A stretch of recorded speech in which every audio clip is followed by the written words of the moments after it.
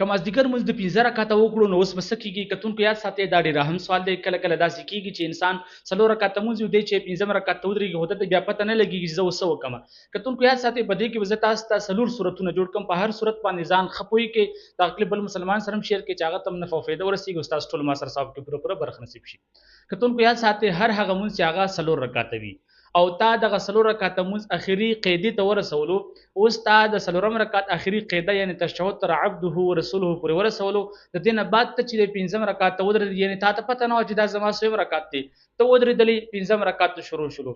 اوس د دغه 15 رکعت د سجدې کولو نه مخکې تا ته رایاد شول چې یارې دا خو زما 15 رکعت دی نو ته واپس راشه په قیده باندې کېنه قیده دوباره د سر نه وکړه تر یعنی تشهد تر عبده ورسوله پورې وایه بیا چې د سجده سهو وکړه نو ستا دغه مونځ مکمل شو په دغه مونځ کې هېڅ قسمه فرق رانغی دویم صورت پکې دا دی که چېرته تا د 4 رکعت دغه قیده مکمل وکړه یعنی تشهد د عبده ورسوله پورې ویلو هغې نه وروستو ته چې د 15 رکعت ته ودرېدی او بیا تا د 15 رکعت سجدې هم وکړې هغې نه وروستو تا ته رایاد شول چې یارې دا خو زما د 15 رکعت سجدې وي نو اوس ته چې د تشهد ته مه رادرومه بلکې ته چې د 6 رکعت هم ورسره ملګری کا نو دا د ستا دپاره چې دی دغه 4 رکعته فرض مونځ وګرځېدو یا کوم مونځ چې ته کوې هغه مونځ وګرځېدو او دغه 2 رکعته چې دی ستا دپاره نفل وګرځېدل دغه مونځ صحیح شو دوباره د دغه مونځ راګرځېدل نشته دی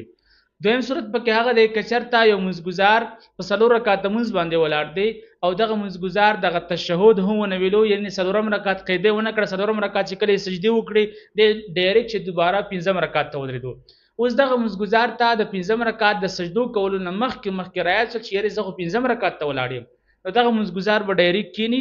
تشهد به تر عبده ورسوله پورې ورسوي هغې نه وروسته به چې دی سجده سهو وکړي د دغه مونځګزار دغه مونځ صحیح شولو اوس د دغه مونځ راګرځېدل په دغه مونځګزار باندې نشته دی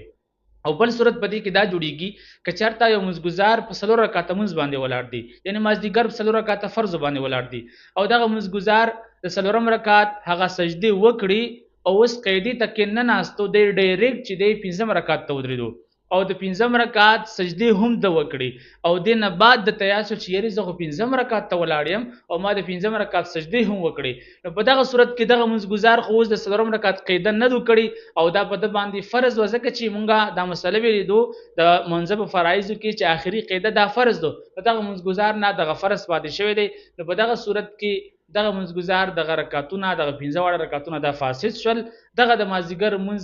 یا چې کوم 4 رکعته مونځ شروع کړی وي هغه به دوباره د سر نه راګرځوي نو دغه په 4 رکعته مونځ کې چې یو مسلمان یو مونځګزار چې 15 رکعته ودرېږي په هغې کې تاسو ته ما 4 صورتونه جوړ کړل چې په دغه 4 کې دغه 3 صورتونو سلوشن و چې دغه مونځ سره صحیح کېږي چې سجده سهو وکړي هغه طریقه تاسو زده کړه خو چې کوم دغه 4 صورت د آخري صورت چې کوم دی مطلب دا چې